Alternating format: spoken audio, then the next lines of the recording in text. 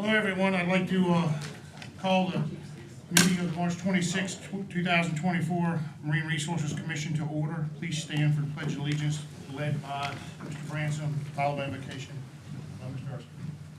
I pledge allegiance to the flag of the United States of America and to the republic for which it stands, one nation, under God, indivisible, with liberty and justice for all. Let us pray. Thank you, Lord, for this day and opportunity to gather at Virginia Marine Resource Commission. Allow us the knowledge and wisdom to properly render decisions in the best interest of the Commonwealth's marine resources. In this we pray, amen.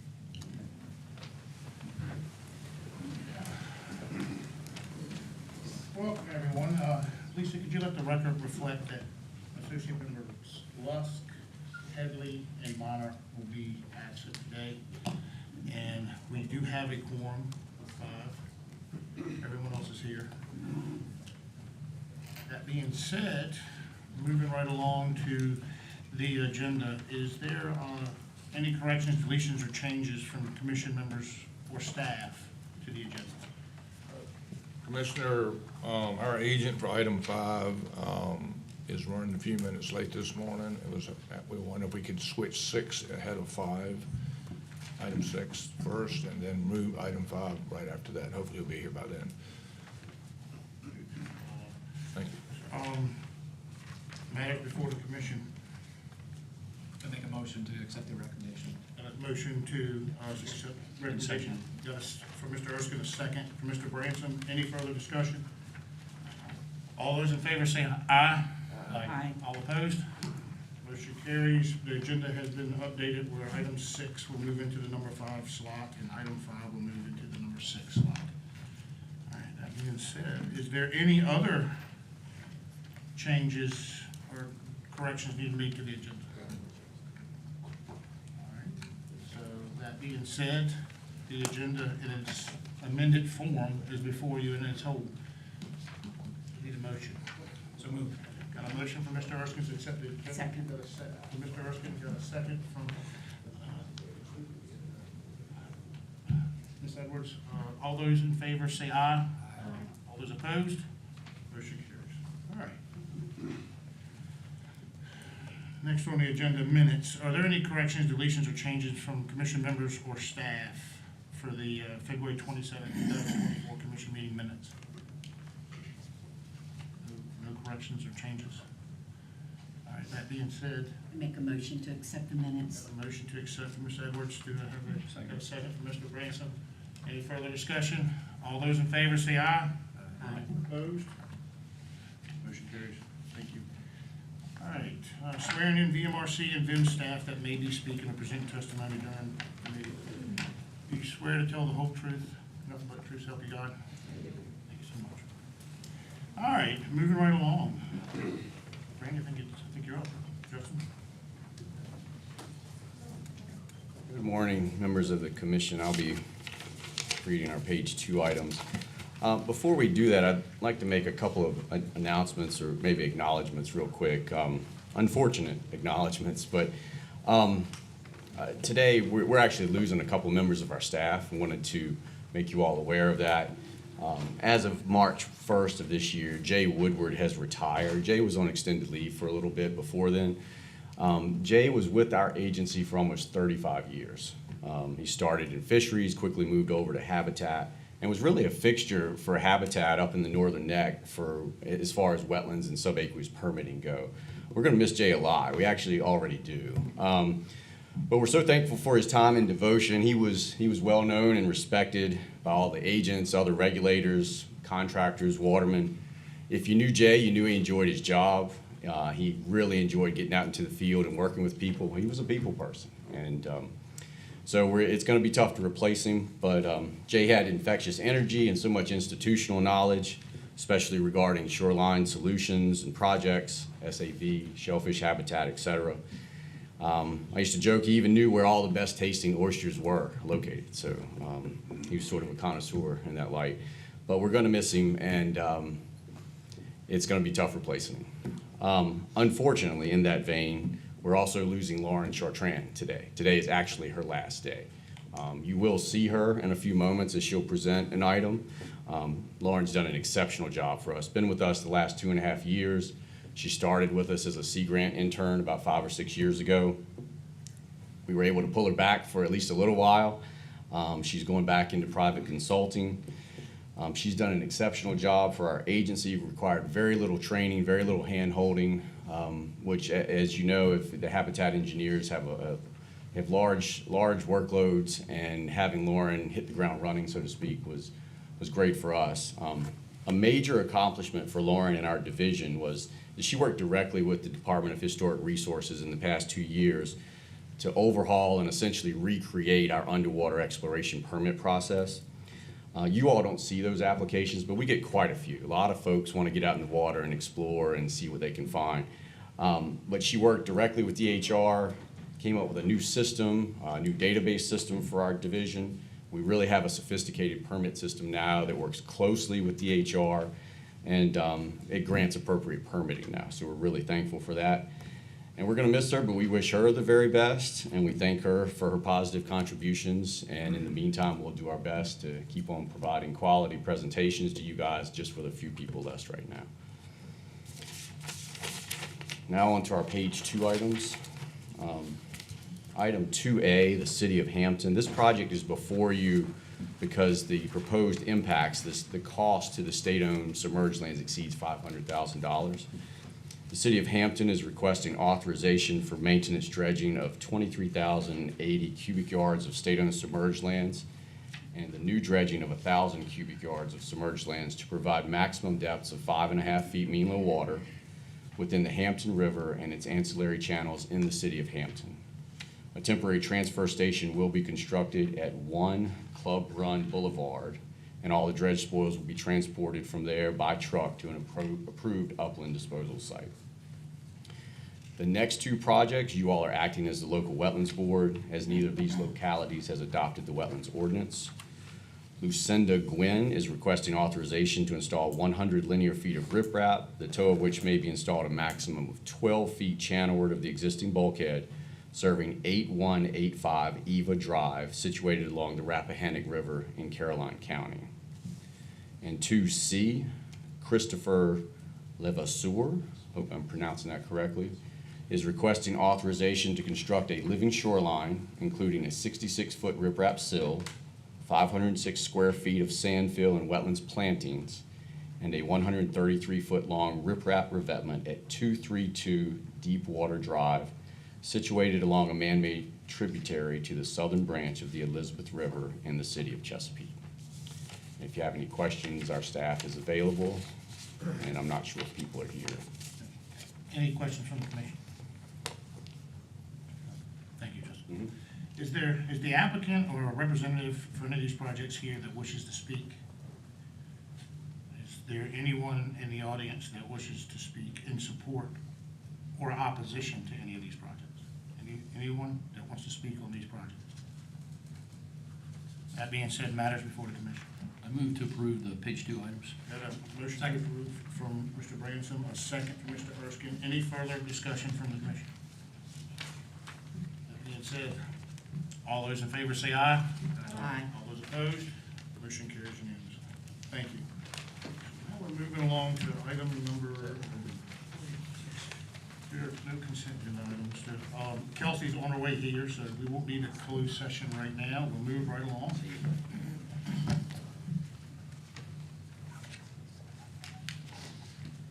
We're moving, is this item number 6 now? Formerly 6, now 5, is that what we're at? Yes, sir.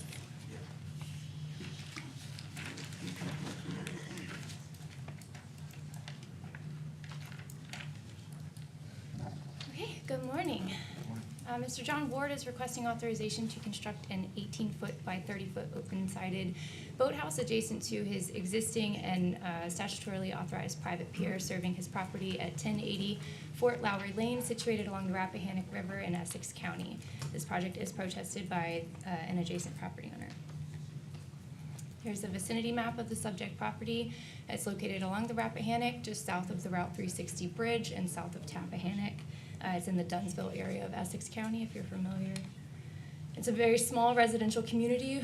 Nearly all of the waterfront parcels have a constructed private pier, many of which are also equipped with open-sided boathouse or otherwise roof structures.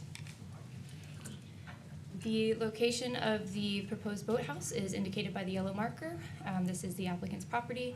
The protesting neighbor is shown with the red star.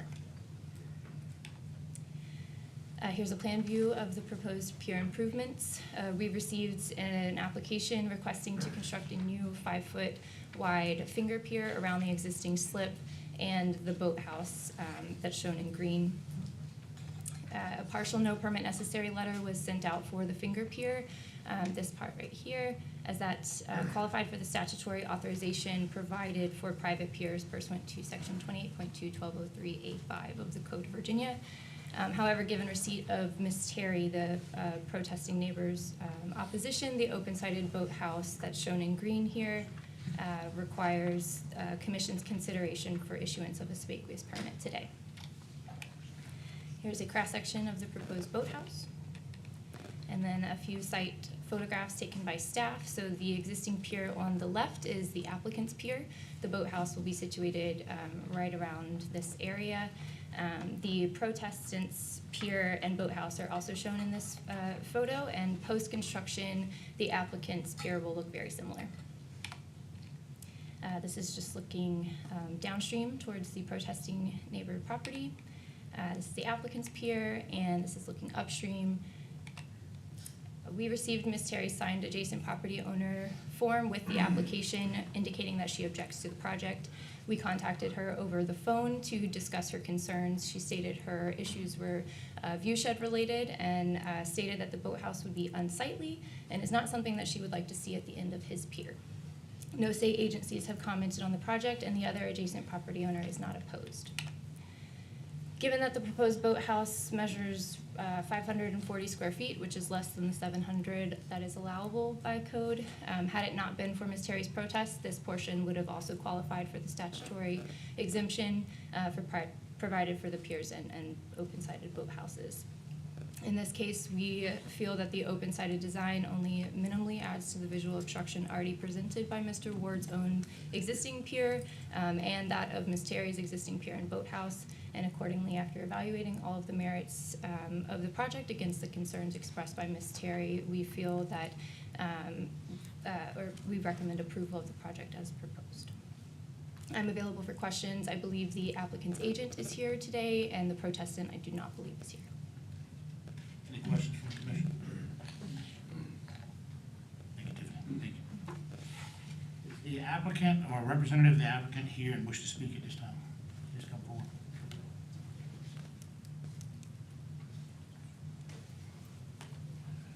Please raise your right hand. You swear to tell the whole truth, nothing but the truth, so help you God? Yeah, sure. Please state your name for the record, in the microphone. Roberto Cazares, representing John Ward, coming from 8362 Highway 41, North Carolina, Richlands. I really don't have any more additional comments. The boathouse, said earlier, it'll be really similar to what the adjacent property owner already has.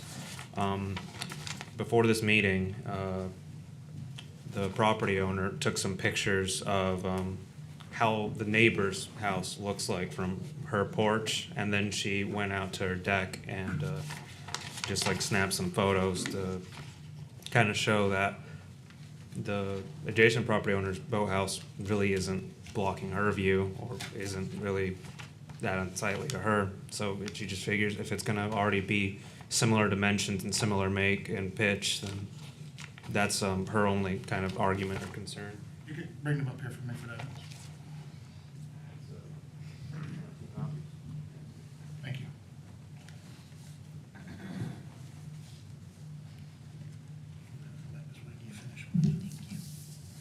Is there any questions from the commission? Thank you. That being said, is there anyone here that wishes to speak in opposition to this project? Anyone else wishing to speak on this project? That being said, matters before the commission.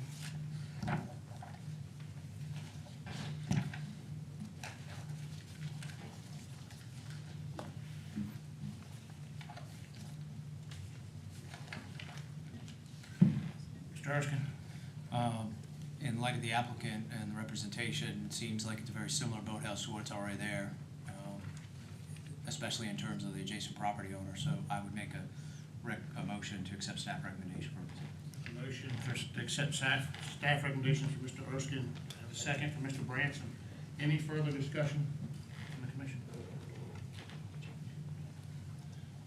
That being said, all those in favor say aye. Aye. All opposed? Motion carries. Thank you. Thank you. All right. Back on the original item 5, now item 6. Hello, Ms. Ward.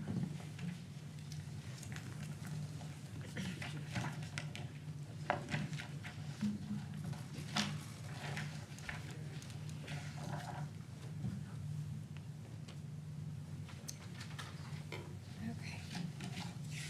Chris and Amy Hobart are requesting authorization to construct a 16-foot by 41-foot open-sided boathouse adjacent to a statutorily authorized private pier servicing 230 Wentworth Court along the Nansemond River in the city of Suffolk.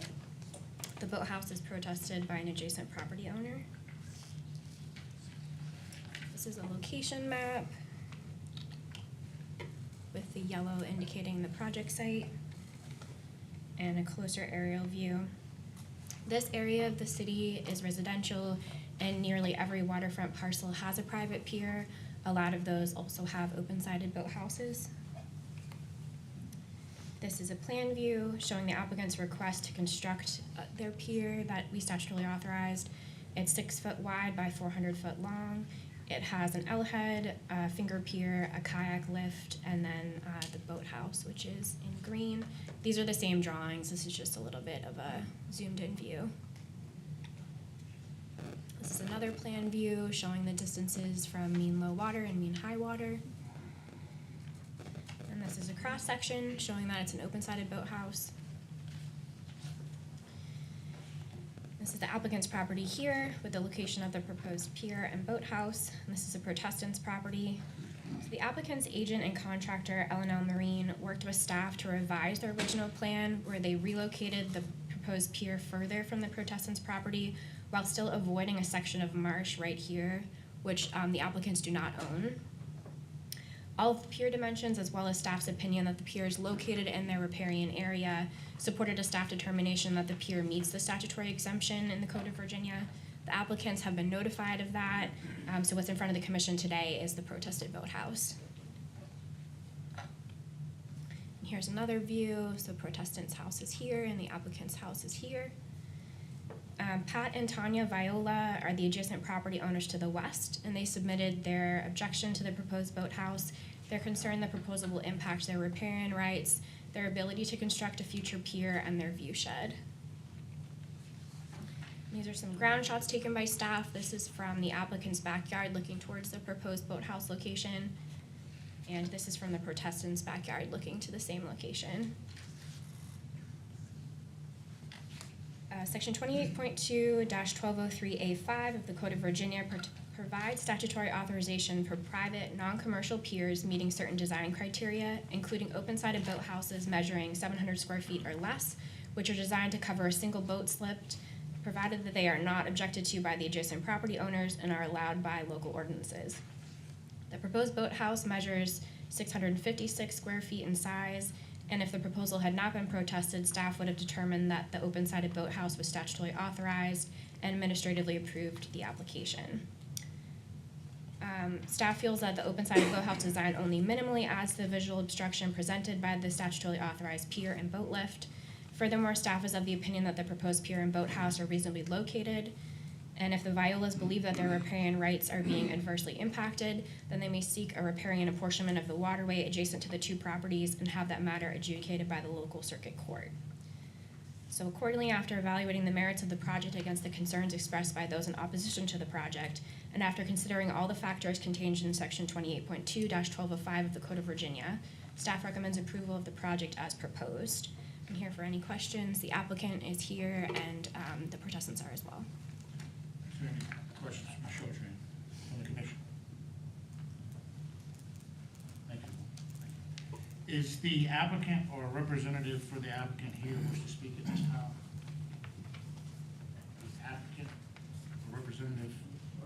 we're here, I don't know you guys want.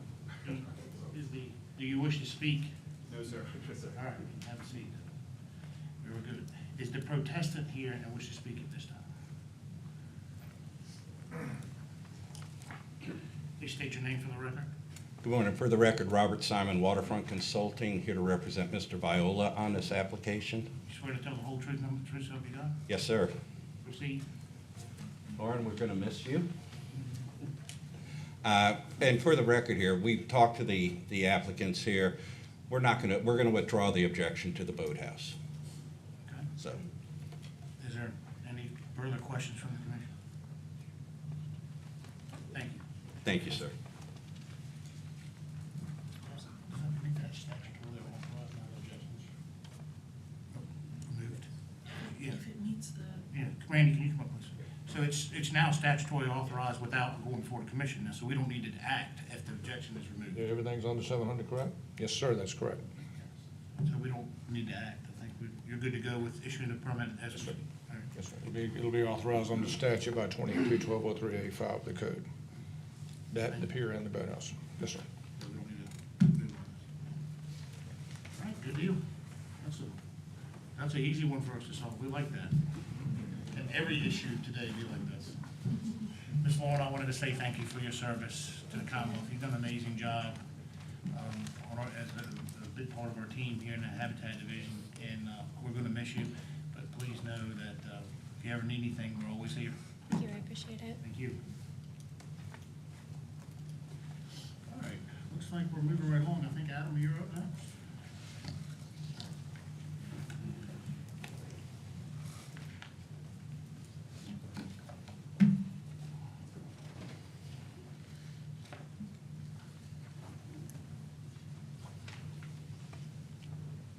This is an oyster aquaculture joint permit application number 2022-2833 for Mr. Richard Murray. He's requesting authorization to install 180 floating oyster cages within the boundaries of his oyster planting ground lease area.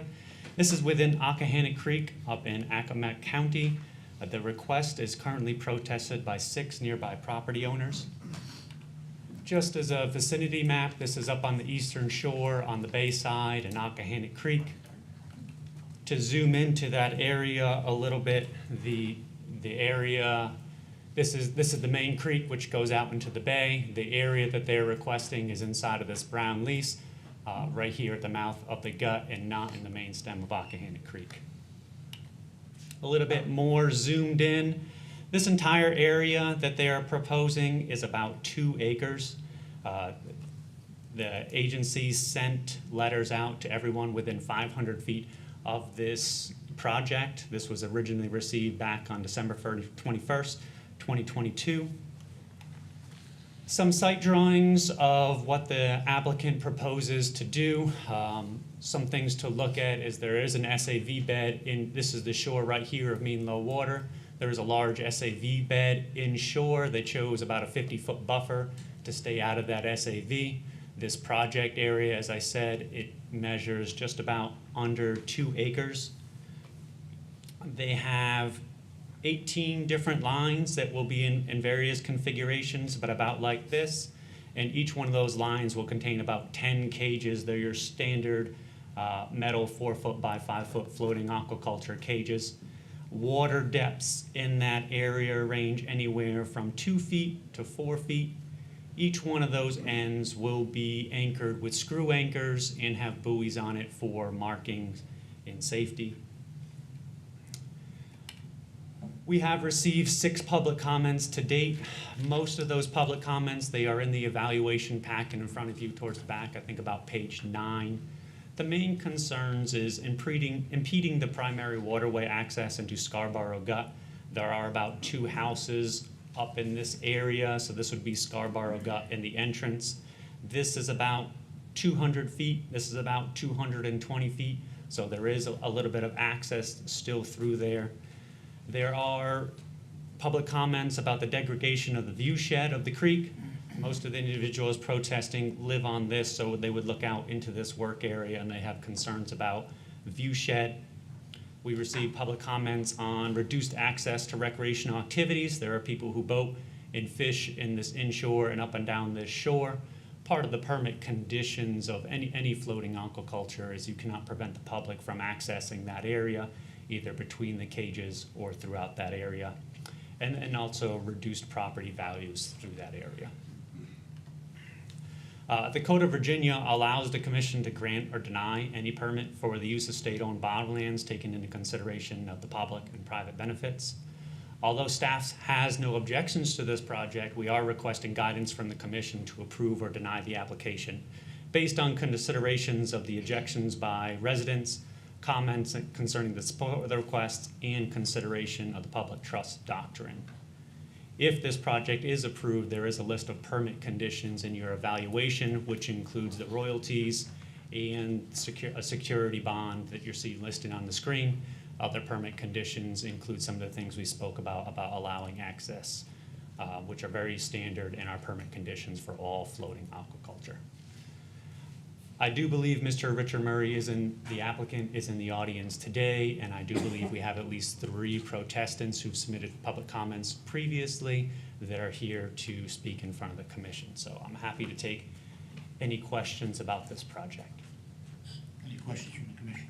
Yes, Sir Brownson? Chief, how many other floating oyster aquaculture bag areas are in this waterway? There are none currently in the This would be Occohanna the Creek. first. The applicant has a couple other floating aquaculture operations, one on the seaside of the Eastern Shore and one up in, I think it's But not in Pocatello this Creek, one. but not currently in this one, no. Another question, how are these marked at night? So- Reflective tape? Or? Really, the only requirements in these is, one, based on the plans, that they will be marked with buoys. Those anchors on either side will be marked with buoys. And then the working area will be marked with PVC pipe. We can ask for additional markers outside of that if we're looking for reflective tape. One of the protestants commented about night navigation in the area, and that's hence my question about how you mark these at night with either reflective tape or any other No, markings. reflective tape is not required. Not required. However, it is something we can work with the applicant to enhance the markers if that's the holdup, to put on top of the PVC pipes or something like that. Okay. Thank you. Mr. Erskine? Thanks, Adam. Based on the aerial that you have there, it seems like the west side is more populated, Yes. residentially, and then the proposed area for this activity is less populated. Is that correct? Are there homes in that area? There's one home around here to the east side. There's 2 homes up here in Scarborough, but most of it's over here on the western shore. One of the reasons they chose this site is because it's not in front of the neighborhood, it's in front of a wooded area. So that's part of the reason they chose this area, to stay away from residential populations. As a follow-up? Yes, sir. Out of that Scarborough Gut area, we have a few homes that are up there. I assume their concern is the channel coming out of that area. Can you indicate where the channel is? Or is it hard? So most access to this comes around this way and goes in this way. I tried to put the distances on here to the piers. You can see with this project, there's still be about 216 feet here and 211 feet for them to still access in and out of this creek. Okay. All right. Thank you.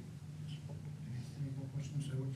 Once a permit is granted, if granted, how long is it good for? We grant permits for 5 years, so after 5 years, they can apply for renewal. One of the permit conditions is if conditions significantly change in that area before renewal, we can bring it back in front of the commission for consideration if need be, or if they want to make significant changes to this in any way. Thank you. Any more questions? Ms. Callum? You mentioned Mr. Murray had other leases with floating cages. Mhm. Has he been in compliance? He's been in compliance. They're more recent within the last 5 years, but we have nothing that shows these are out of compliance. Mr. Branson? Yes, sir. Chief, thank you. You talked about the 50-foot offset from the subaquatic vegetation area. What's the distance between each of these rows? I didn't really catch that. It's gonna vary. Maybe Mr. Murray can probably speak to that more. This is not an exact drawing. It shows the relative layout of how things would be. most of these would have access for a small boat or a kayak for people to continue to use that area. Probably not high speed or anything like that, but yes, enough space to access it via fishing or recreational fishing as well. And then one last question, in your experience, not necessarily in this area, but in floating oyster aquaculture, have you had any experience or history with incidents involving vessels colliding or?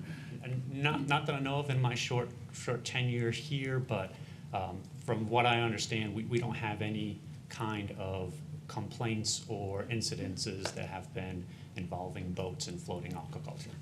I can see that, these got a round float on top, so the cages are more or less at water level, and these floats, they stick up a little higher than some of the bag that we've seen previously requested. And so I think marking these would be easier, and that's something we'd address with the applicant, but, okay. Hey, that's all I had, Commissioner, thank you. Okay, any more questions? Thank you, Adam. That being said, is the applicant or representative for the applicant here and wish to speak on this project? Yes. Please state your name for the record. Richard Murray. You swear to tell the whole truth, nothing but the truth, so help you God? Yes, sir. Proceed. Richard Murray. I've been involved in oyster aquaculture probably 6 or 7 years now. This was the first lease that I actually procured my oyster farm. What I found through doing the operation, I've done the on-bottom work. The on-bottom cages do not produce nearly as well as the floating aquaculture cages.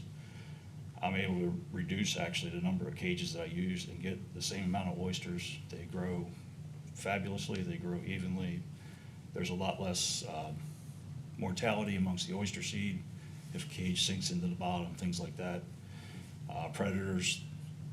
This area where I have the proposal there in the blue is a softer bottom. The cages tend to sink into the bottom and the oyster mortality rate goes up.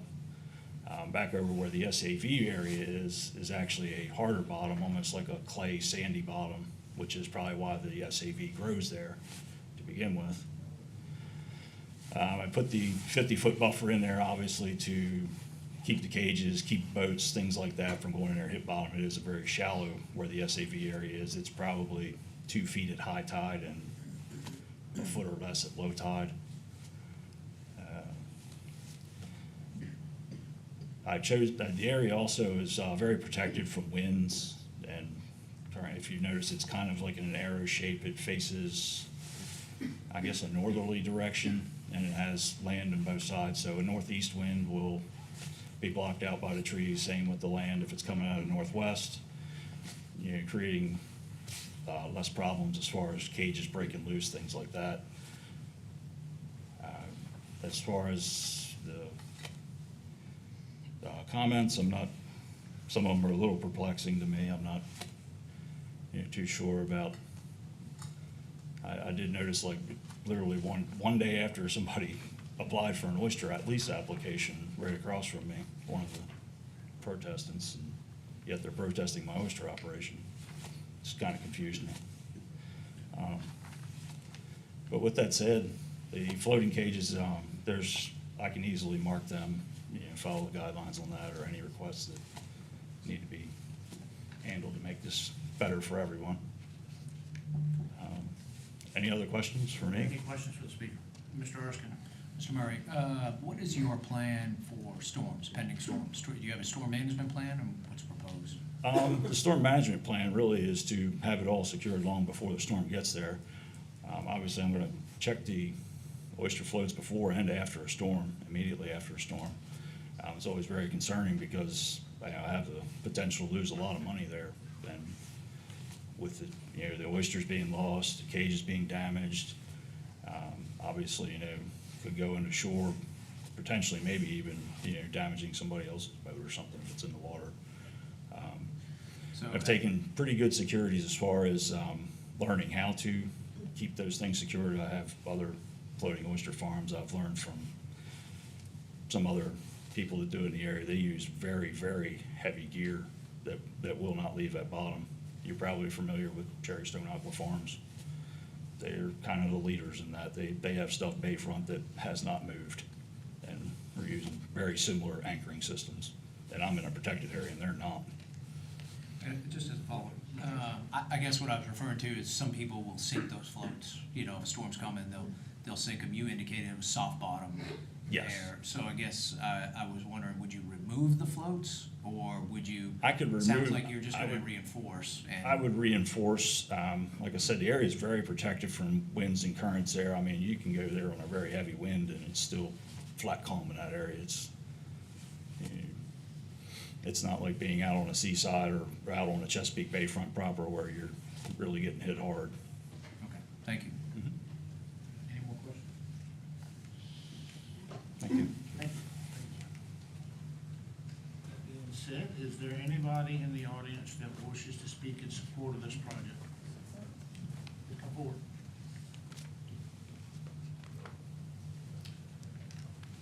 Stagg, please raise your right hand, state your name for the record. Ben Stagg? You swear to tell the whole truth, nothing but the truth, so help you God? I do. Proceed. I'm Ben Stagg. I'm Executive Director for the Shellfish Growers of Virginia. And although Mr. Murray is not a member, we welcome him to join us. The industry in general supports this type of activity.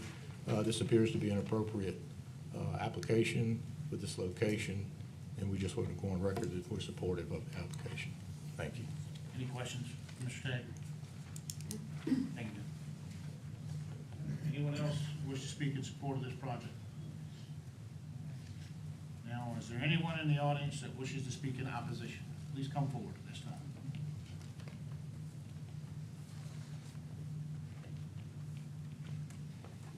Please state your name for the record in the microphone. My name is Elizabeth Rhodes. Raise your right hand. You swear to tell the whole truth, nothing but the truth, so help you God? I do. Proceed. I am a professional artist. I have been a professional artist since 1973. I have a website that has been active since 2003. I have won over 55 national awards for my paintings. I have elected artist membership in over 16 national organizations. I've been published in national magazines, Plein Air Magazine, Fine Art Connoisseur, and others.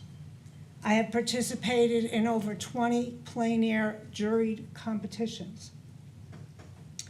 I have exhibited my paintings in over 100 national juried exhibitions. I have worked in national galleries. I have purchased the property with my husband 6 years ago for the purpose of my career. The site is already being used by my business. I already have a business functioning on that property, and the rights to the surface water I have already been using. The view is my livelihood. I make my living. I support my family on the income that I make from painting in that location. I have sold many paintings of it. I have 3 paintings that are on their way to the U.S. Embassy for the Arts and Embassy program in Sierra Leone of that site. I require peace and quiet in order to do my work. I picked this place because it has the least amount of distractions, calm water, and it gives me no impact on my concentration. We have invested our life savings in that house. We have put on a $50,000 art studio overlooking that view for my work. I have pictures of my studio here that I will bring to the board that show, yep. I have pictures of the inside of my studio with paintings hanging on the walls. I have pictures of me painting off my dock of that view. I have photographs of the paintings I have produced on that view. I have my business cards that you can go to my website and see the paintings that have sold for quite a bit of money from that view. I have photographs of that view. I also have pictures that I will, this is an aside I will bring up in a minute. I pay property tax. So, ma'am, let you know that this is going for the record. You don't. That's get to- fine, Okay. yeah. I pay property tax on that building. I pay excessive property tax for that art studio. I pay property tax for my business use of my easel, my art equipment, my flat files, my computer. I pay sales tax to the state for every painting that I sell directly to a collector. I have a number of collectors living in Virginia. And my business adds to the stability of my family. We are on fixed incomes, and this is our supplemental income that we are very dependent on. And if this oyster farm is sited here, it will destroy the ambiance of my business, which is already existing and has existed since we purchased the house. Additional to that, it's a wildlife sanctuary. There's wildlife, and I have pictures of all the different sea life that I have, you can bring these up, different wildfowl that, because it's a protected area and because there's marsh in front of in back of our home, we have wintering wildfowl and they're losing habitat. And we have resident eagle that is right directly, lives in a nest right directly on the grounds in front of that sited area. That eagle is there every year.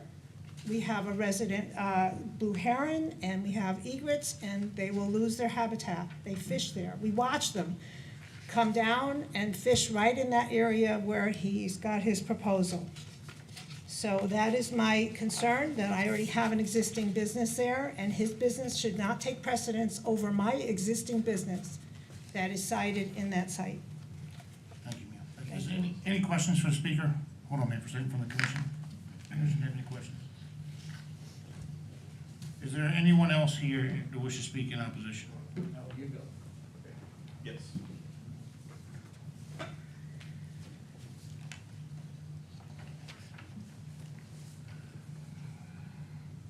Please state your name for the record. My name's Kevin Hall. You swear to tell the whole truth, nothing but the truth, so help you God? I do. Proceed. Okay. My concern is, well, one is navigation. I have a photograph layout of, this is the front of our dock. Right here is the edge of that proposed oyster bed. And this is the marker, 13, if I'm going up the creek.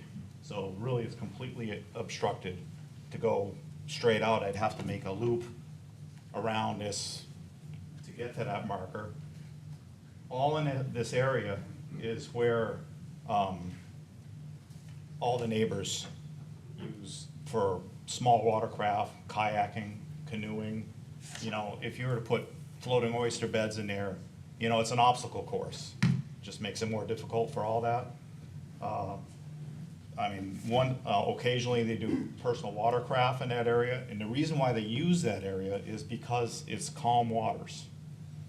You know, just what he said. There's very little wave action. It's good for, there's a Christian camp around the corner. They use it to teach the kids how to use small, you know, watercraft like canoes and kayaks. And also to learn to water ski in that area because it's in a gut. And it's out of the main waterway of the creek. So that's one. Okay. And this shows basically the line of sight, because this water bed will, this oyster bed will completely obstruct the front of our property. In fact, it actually goes a little bit into our neighbor's property.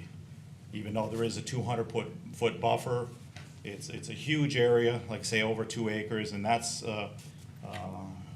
like say even in fishing, they'd have to navigate their boats between these floating oyster beds, which makes it very difficult.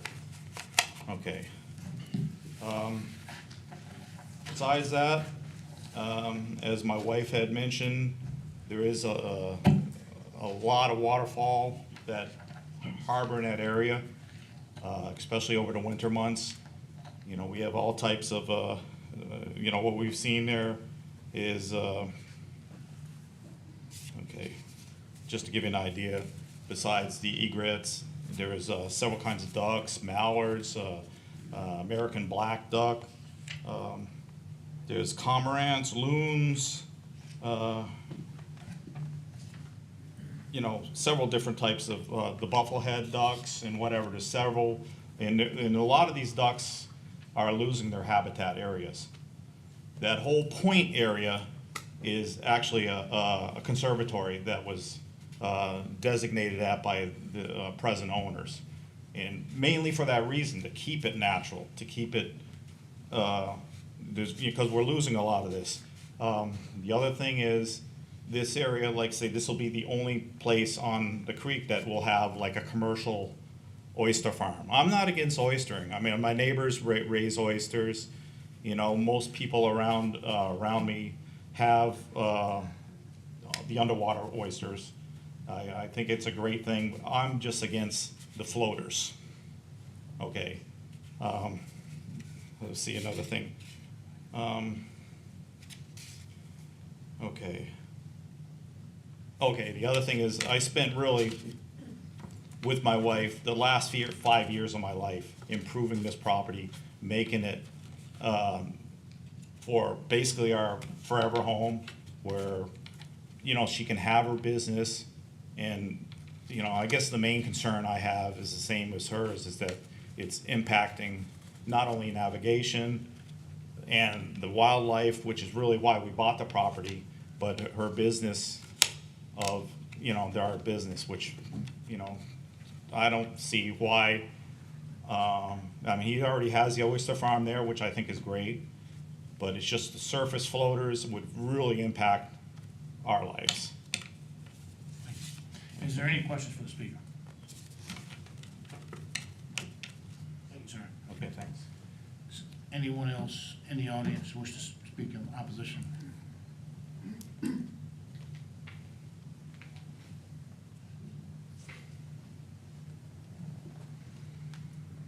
morning. Good morning, sir. Please state your name for the record. Please state your name in the microphone for the record. Wesley Edwards. Raise your right hand.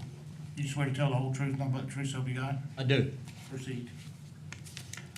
Ladies and gentlemen, I'm probably the senior Scarborough Nick person you will meet today. I've been there 20 years. I live right in the mouth of the gut. I have a picture here, be glad to pass to you, to show you where I start.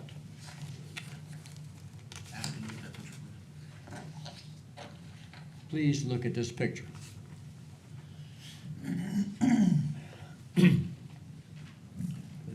The next picture I want to show you is how low the tide goes in this gut. Well, take these two. Take 2 and 3. Where you going?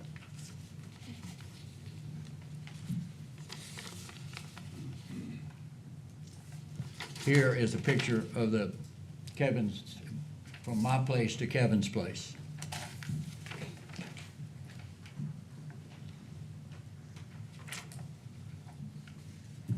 Five is a picture of my dock and how it extends off of my property.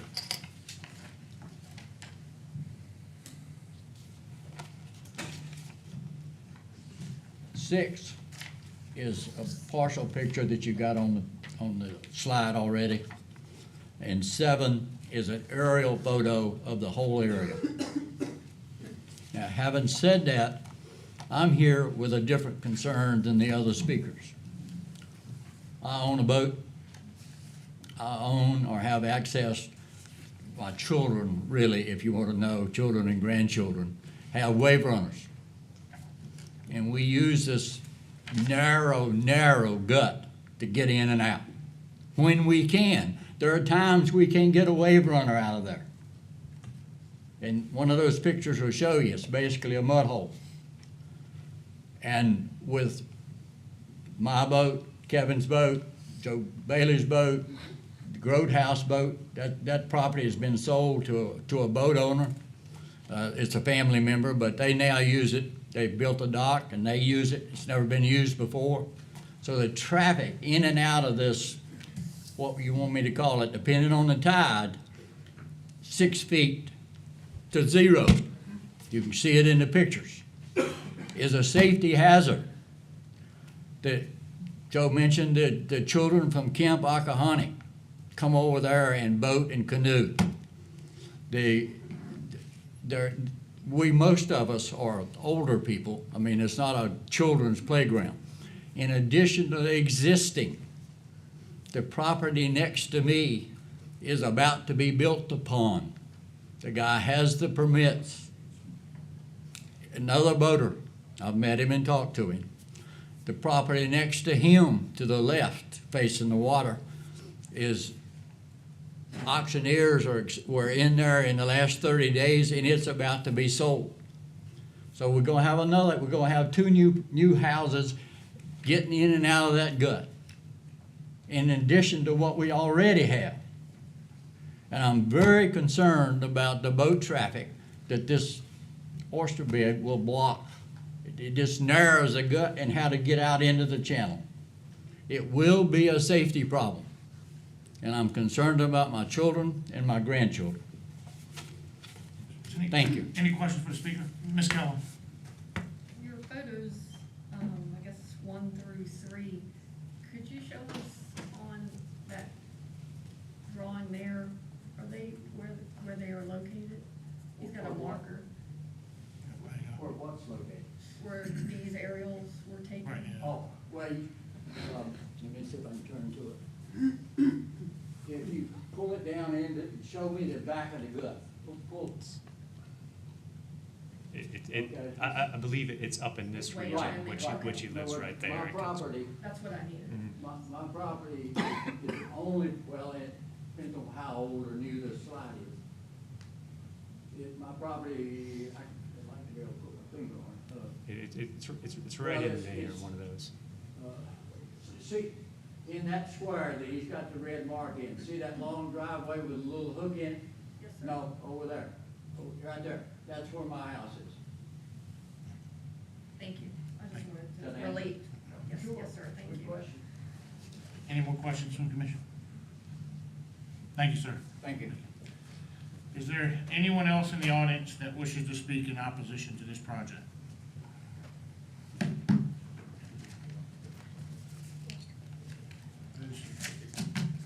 That being said, does the applicant wish to have a few seconds for rebuttal? Yes.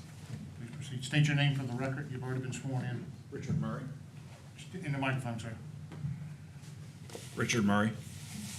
I wanted to address about the cage width being apart. I believe somebody asked. It would be approximately from me to the wall would be enough for, a boat to fit through, a 24-foot Carolina skiff, or to attach the cages on the side of the boat work. There may be some I don't want to say it, slack in the lines when the tide goes up and down, they drift a little bit. However, they're not going to be touching or anything like that.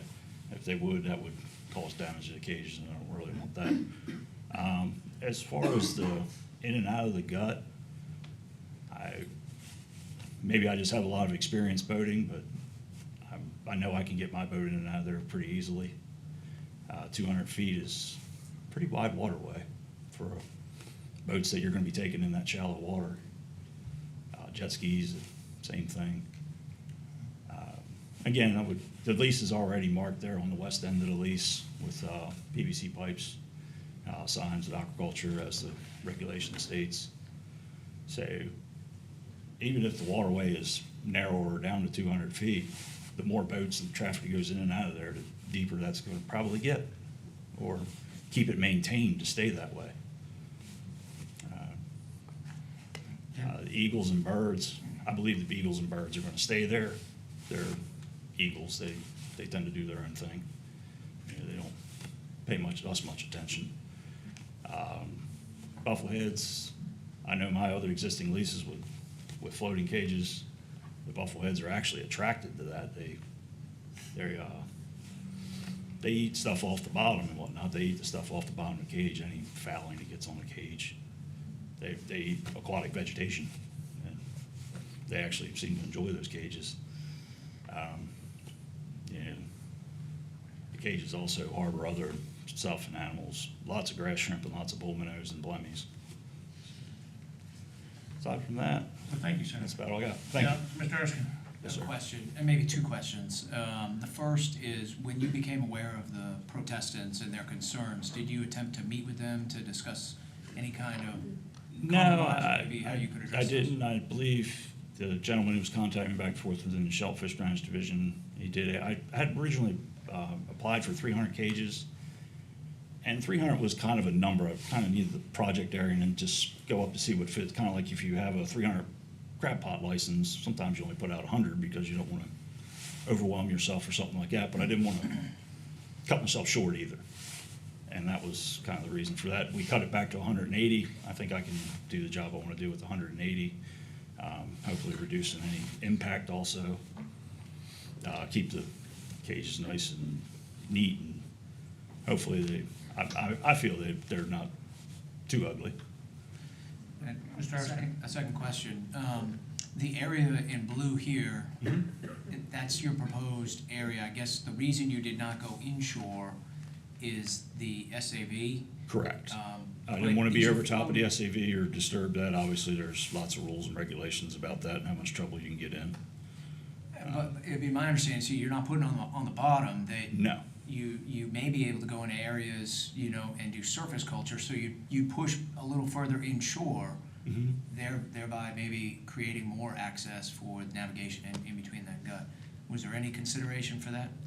I was under the impression that I shouldn't be anywhere near the SAV, so I didn't propose that, obviously. I mean, if you guys want to approve that, okay. I'm not I going just- to maybe argue that's with better you. for staff. I was just Question for curious. staff. Okay, thank you. Right, okay, thank you. Any more questions for? Thank you, sir. That being said, if you have a question for staff, you can ask it now before. Yeah, Adam, was there any consideration for that, or was it just, that's the demarcation of SAV and that was it? Currently, we do not approve the floating aquaculture over the top of SAV because of we're working at some studies with Virginia Institute of Marine Science and Mark Lukenbach to do some of the studies that assess that floating aquaculture over the top of SAV beds, but it is not something that is supported right now. Just as a comment, I understand that it is promising, that SAV does do pretty well with floating gear, on top of the surface. So. And that's what it's shown so far. I think with a little bit more work coming out of VIMS, some of that will be shown. As another question, Mr. Erskine? Thank you. Was there any discussion between staff and the applicant about, after knowing the protestants and their concern around navigation into that gut, about trimming the area back, or?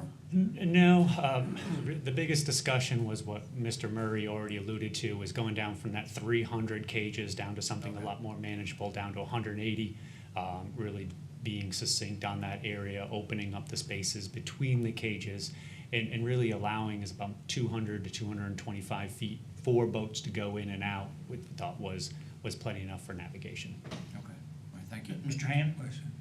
Yes.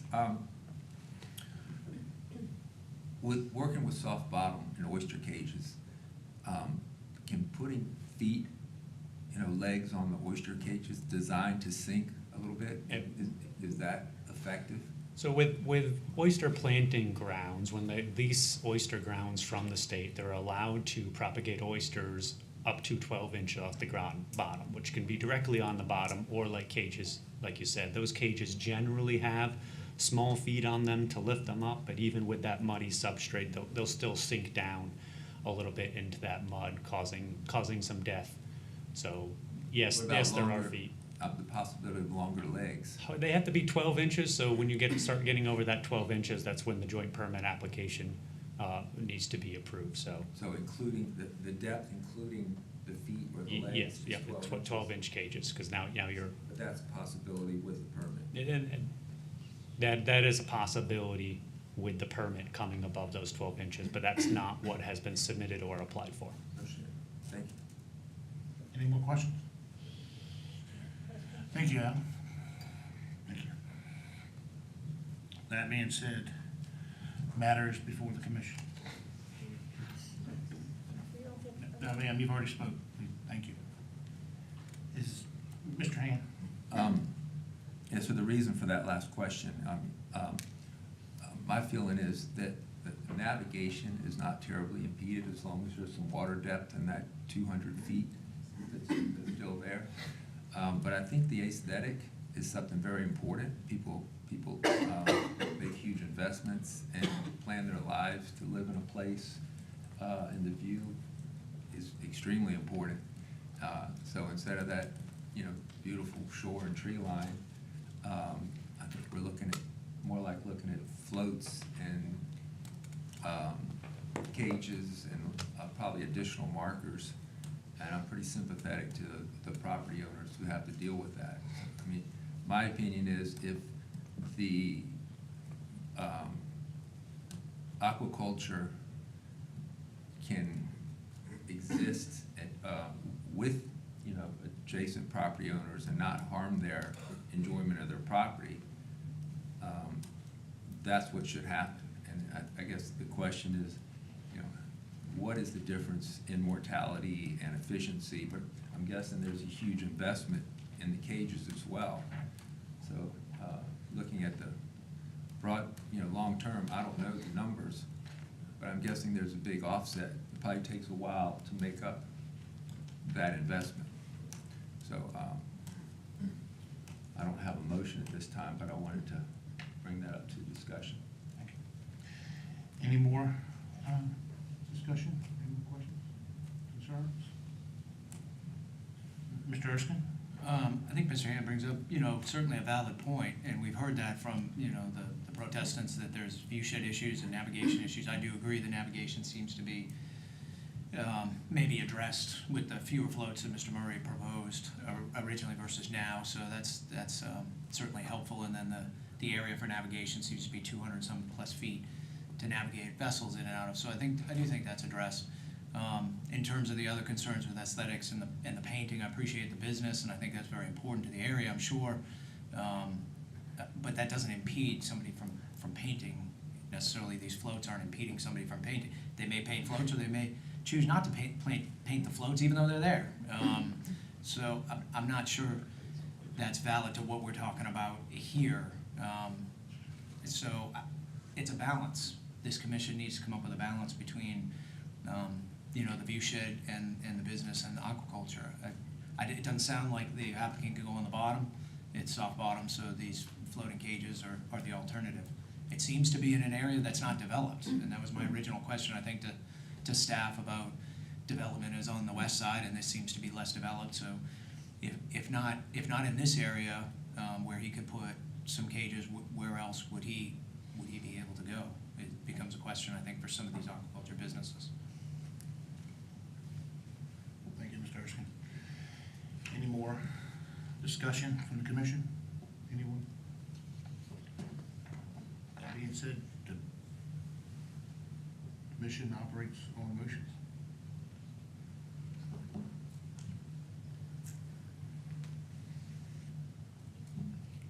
Going once, going twice. Mr. Erskine? I guess the recommendation from staff was requesting guidance. It wasn't necessarily, Adam, a recommendation for approval as proposed, correct? It is a recommendation. It is guidance on whether or not this should be approved for the Commonwealth or not. So I apologize for the misleading language, but that is what staff is looking for guidance on whether or not this should be approved or not approved, so that we have a clear path forward on what to do with the application. Okay. Thank you. I'll do this one more time before this. Mr. Erskine? I'd make a motion to approve the application for 2 acres floating cages as proposed by the applicant. Got a motion from Mr. Erskine to approve the application as proposed by the applicant. Do I have a second? I'll second it. Got a second from Mr. Branson. Any further discussion? Any further discussion? All right, we're gonna do a show of hands here. All those in favor of approving the permit as proposed, applicant as proposed, raise your hand, say aye. One, got 4 for approval. All those opposed, raise your hand. 1 for opposed. Let the record reflect Mr. Hand opposed. Motion carries for approval 4-1. Thank you.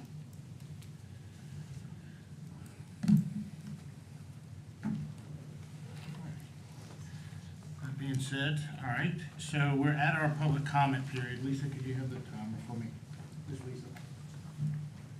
Get the timer ready. This is for individuals that want to speak on items that are not on the agenda. Anything that's not on the agenda, you'll have 3 minutes to speak, which is the norm. Please come forward now if you'd like to speak during public comment. State your name for the record, please. Hey, good morning. I'm David O'Brien with NOAA Fisheries Service. Swear to tell the whole truth, nothing but the truth, so help you God? Sure do. Proceed. Thank you, Commissioner and Deputy Commissioners. Good morning. I think this is an appropriate time to speak to the sometimes perceived conflicts we have with aquaculture and submerged aquatic vegetation, or SAV. As was mentioned in the last application that you reviewed, the Virginia Institute of Marine Science is doing some work right now in evaluating the potential impacts of SAV with floating oyster aquaculture. Until some sort of data and results and analysis has been done in regards to that work, I feel it's inappropriate to suggest that applications can be moved or that these cages, these floating cages, should be placed over SAV. Should the study being conducted by Dr. Lukenbach and others at VIMS show that we do not have significant adverse effects to that resource, then by all means, that would be an appropriate management strategy moving forward. However, for our perspective, SAV is a habitat area of particular concern to all fishery resources. And we do everything we can to protect that, especially in southern portion of Chesapeake Bay, where our SAV is going away due to increased water temperatures. So I just wanted to put that on the record this morning. Appreciate the opportunity to speak with y'all. And thanks for the work that you do for the Commonwealth. Thank you. Is there any questions for Mr. Brown? Thank you, Mr. Brown. Do you know off the top of your head, I don't know, maybe VIMS does as well, but how many acres in the Commonwealth of Virginia are covered by SAV? Currently, knowing that it changes, certainly. Right. So I do not, and that is a great question, but as you know, it does fluctuate. And we do see that due to things like die-offs, really warm water temperatures in the summer months, that it can go like this.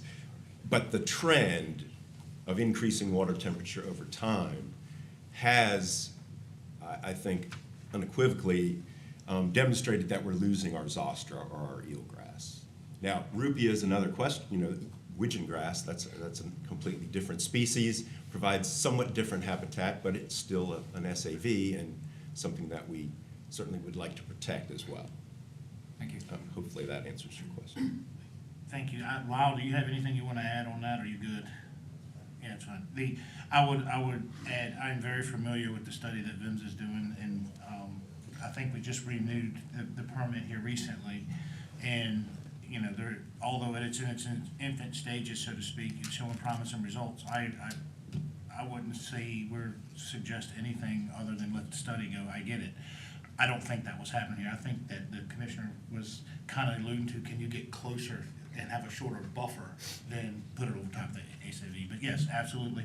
And we're looking forward to seeing the results from Dr. Lukenbach's study on that and the folks at VIMS. That's going to be very important to us moving forward. So, thank you. Thank you.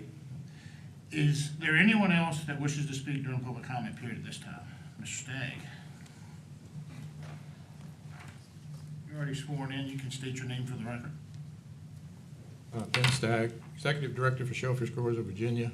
I just wanted to mention to the commission, I've seen a little bit of a troubling trend in the last year or so of both habitat and shellfish cases, not having a staff recommendation and deferring to the commission. While the commission does have the final authority, we recognize that in the shellfish industry. I'd implore the commissioner to encourage a staff recommendation on most projects.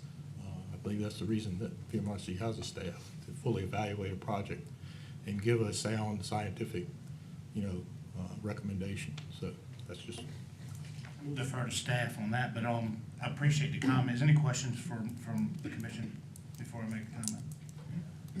That being said, when we do also have an obligation to all parties involved, and so I do appreciate staff's position sometimes when they're in a situation where they can see the argument from both sides and they want the commission to decide. Because ultimately, it matters to the voters up here. The votes up here are the ones that matter. If you have questions for staff at any time, we'll ask them. But thank you. Thank you. Anyone else in the audience wish to speak at this time? That being said, moving right along. I think we're at number 10.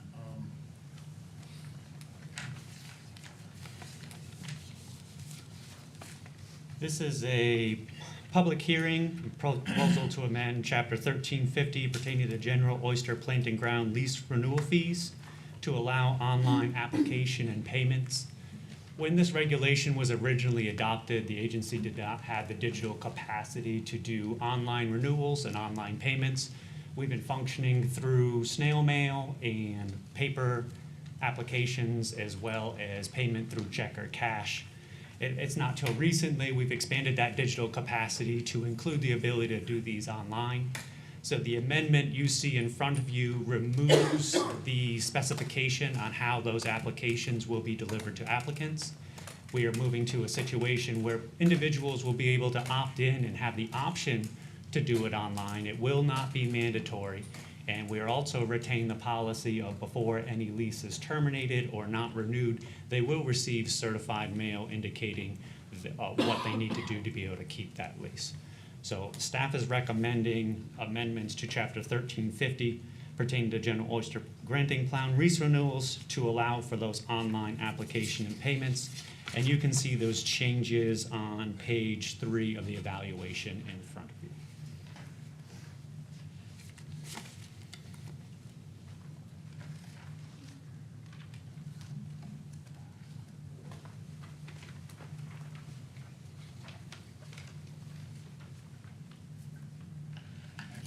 Any questions for Adam? I have a question for staff. So you would propose to remove the mailings or just the redundancy mailings of certified? So right now in regulation, it's redundancy mailing, so we send one by mail, one by certified. It causes a lot of confusion. So rather than being specific in the regulation on how you will receive them, this opens up the opportunity for us to send it digitally, for us to send it through mail. If people want to opt into digital, we will go with the digital option. If people don't want to opt into it, we will retain our policy of sending things certified. We want to make sure that they know what's going on so that nothing is removed without their awareness. Thank you. Any more questions? Thank you, Adam. Is there anyone here that wishes to speak on this matter before it goes with the commission? Anyone here that wishes to speak on this matter? All right. That being said, matters before the commission. I make a motion to, Mr. Erskine? I'd make a motion to approve the movement towards online, payment as an opt-in, optional for lease renewals. Got a motion to approve regulation to accept online applications and payments for Mr. Erskine. Do I have a second? Second, Mr. Hand. Any further discussion? All those in favor say aye. Aye. All those opposed? Motion carries. Thank you, Adam. All right, next one.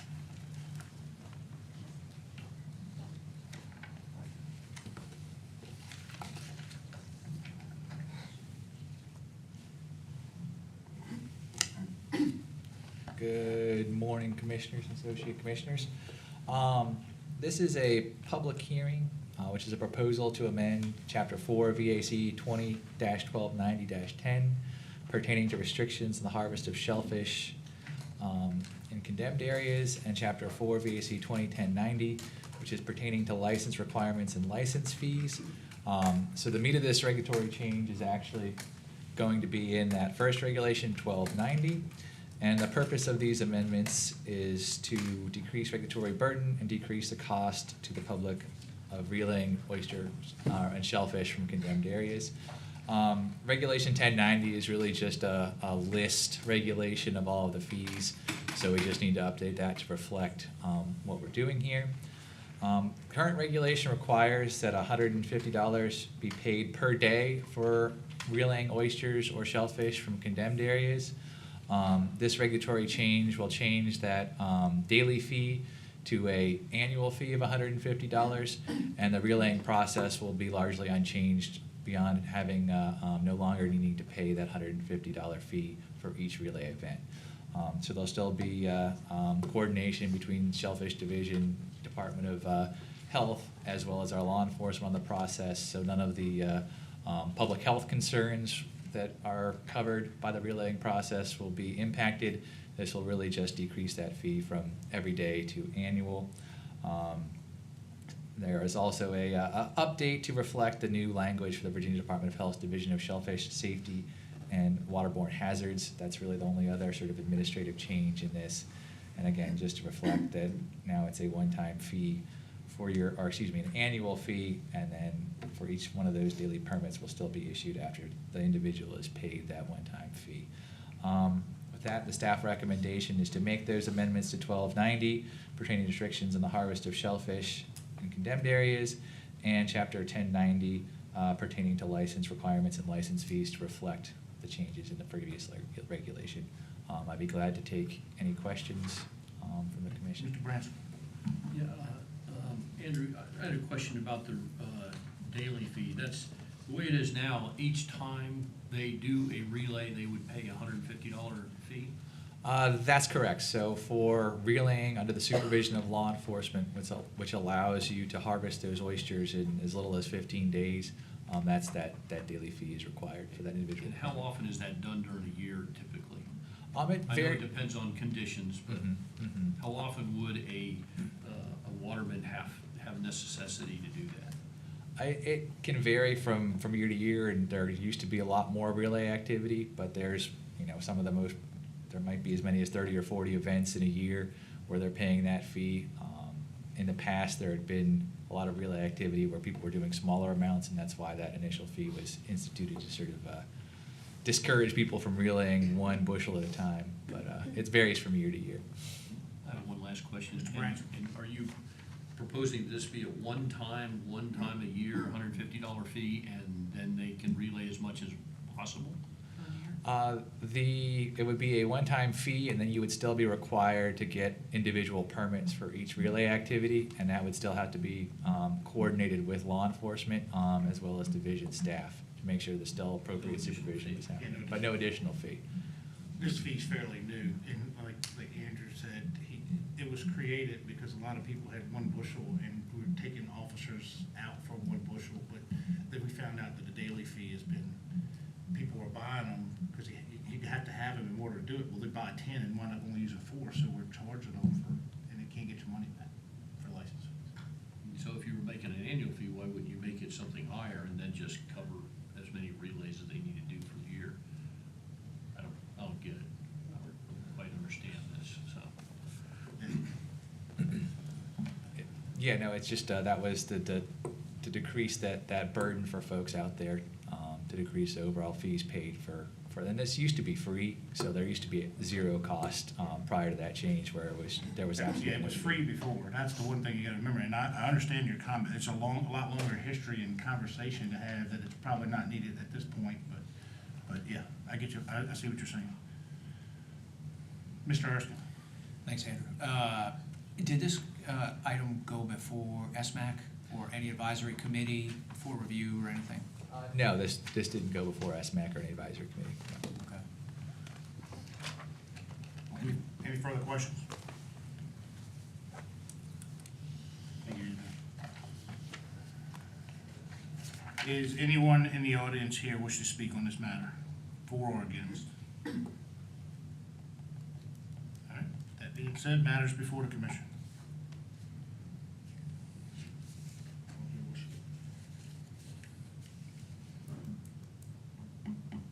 Matters before the commission. Working on a motion. I'll move that we approve the recommended changes. All right, got a motion to approve from Mr. Hand. Approve recommended changes. Is there a second? Need a second. I'll second. Got a second from Ms. Edwards. Any further discussion? Further discussion? That being said, all those in favor say aye. Aye. All those opposed? Motion carries. Thank you. All right. Thank you so much, Anna. I'm sorry. Josh, how are you? Good, how are you? Doing good, thank you. Moving a little slow today, but doing all right. It's been a week.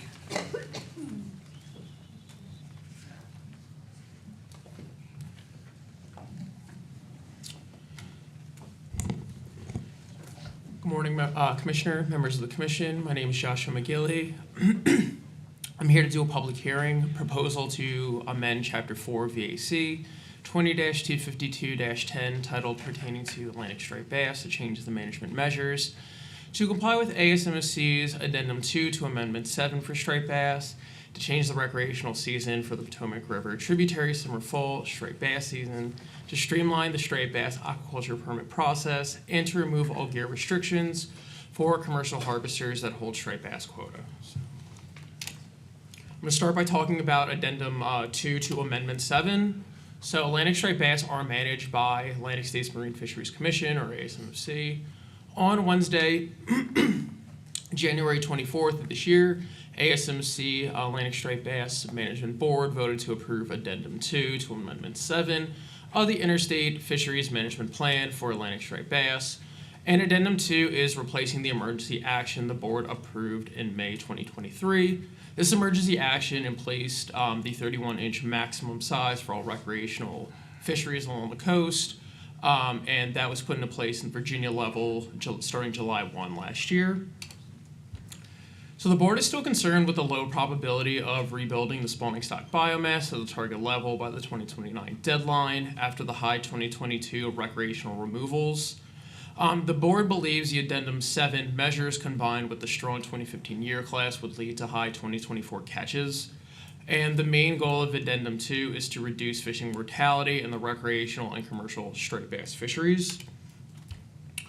So Addendum 2 makes changes to the recreational and commercial fisheries along with a few other things that I'm not going to discuss today because our regulation already accommodates anything that ASMFC wants in place.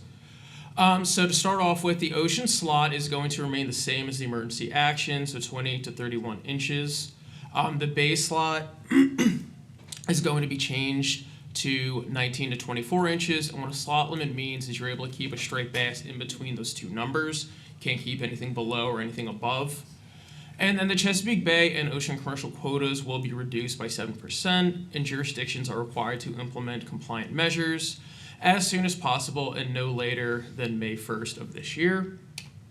So that's just a little bit of background about Addendum 2 itself, and then throughout the talk, it's going to be an overview of the mandatory Addendum 2 recreational changes, the Potomac River changes since they're also recreational, mandatory Addendum 2 commercial changes, commercial gear restrictions removals, and then move to aquaculture regulation to permit conditions. And as I'm going through each one of these sections, I'm going to give background and then present the regulatory changes and not have all the regulatory changes at the end.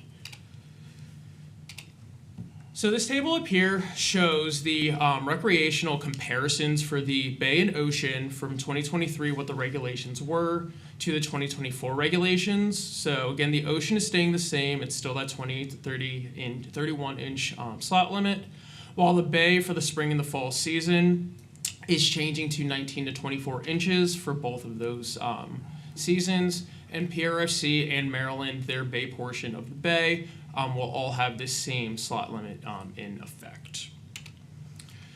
So these regulatory changes start on page 5 in Chapter 4 VAC 20-252-80, titled Chesapeake Bay and its tributaries spring summer striped bass recreational fishery. So in subsection B, we're changing the minimum size from 20 to 19 inches, and then in subsection C, we're changing the maximum size from 28 to 24 inches. And then still on page 5, section 4, VAC 20-252-90, Chesapeake Bay and its tributaries fall striped bass recreational fishery.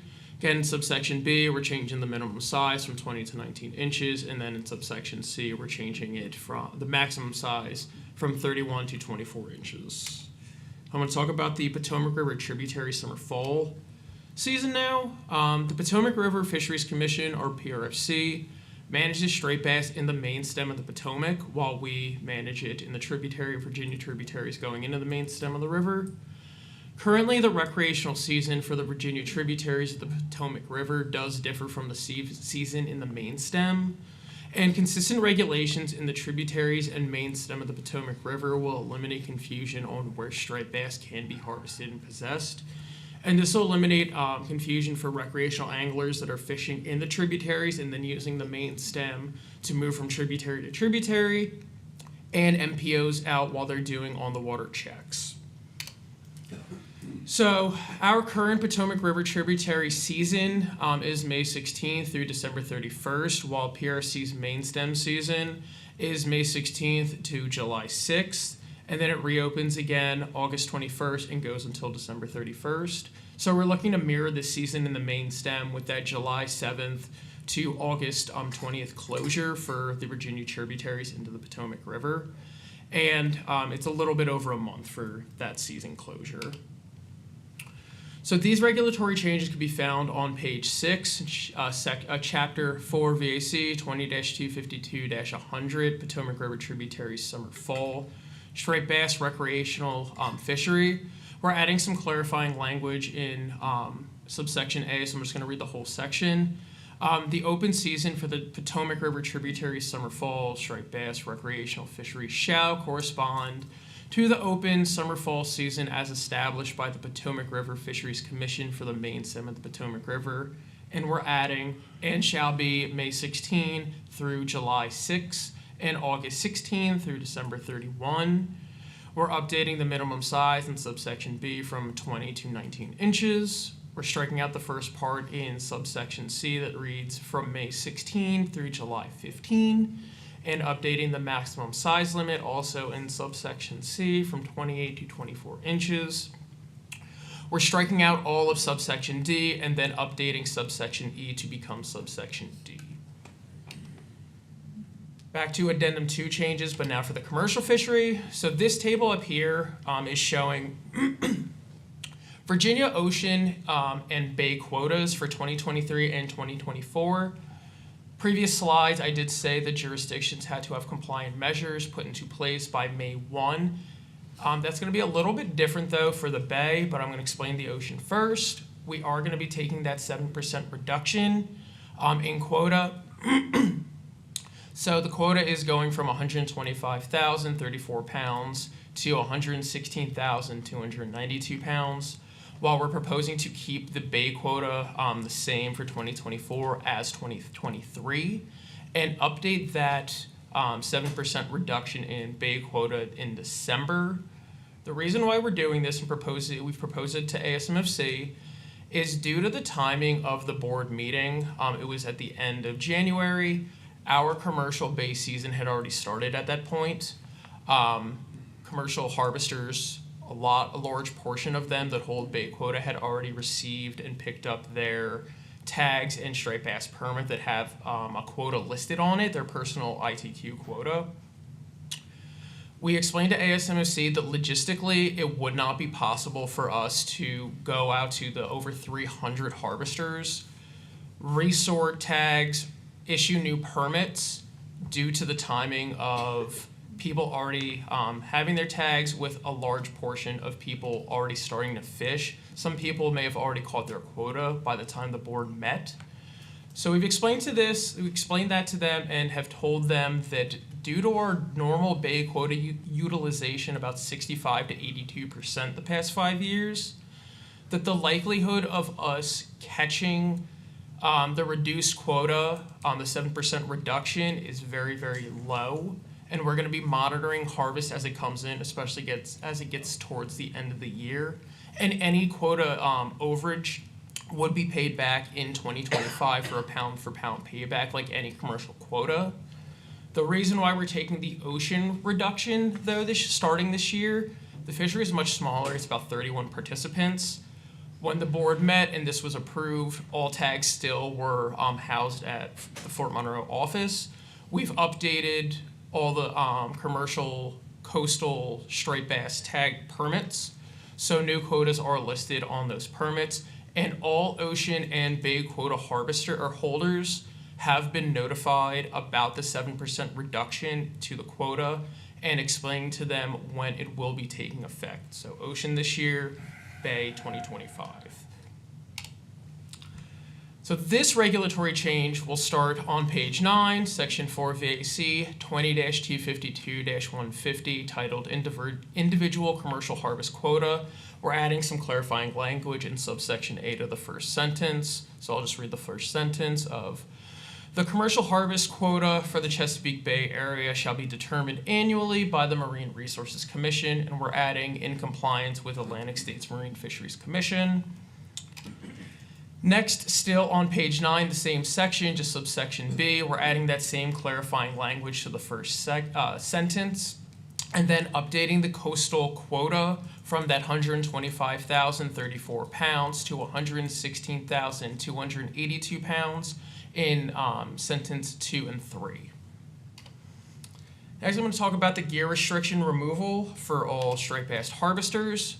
So currently there are 5 approved gear types that commercial harvesters that hold striped bass quota can use, which are gill net, pound net, haul seine, pike net, and commercial hook and line. The approved gear types listed in the regulation were originally used in 1992 to help allocate Virginia's striped bass quota. These are the 5 main gears used from 1972 to 79, and the gear type, they were given a quota based on the average landings used from these gears during these years. And then that gear quota was then divvied up to harvesters that declared interest in that particular gear. So that was one of the first ways quota was issued after 1992. Commercial striped bass quota holders do indirectly catch striped bass when targeting other species and using unapproved gear types. And removing any gear restrictions will allow commercial harvesters that hold striped bass quota to harvest any striped bass using any commercial gear type, and this will lead to increasing revenue and decreasing discard mortality.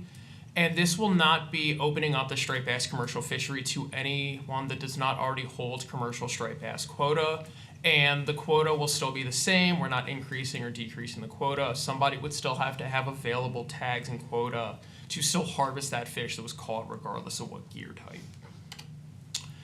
So this regulatory change can be found on page 7, section 4 VAC 20-252-120, titled Concerning Commercial Fishing General. We're striking out on the entire subsection F that reads, it shall be unlawful for any person fishing commercially to harvest striped bass by any method other than gill net, pound net, haul seine, pike net, or commercial hook and line.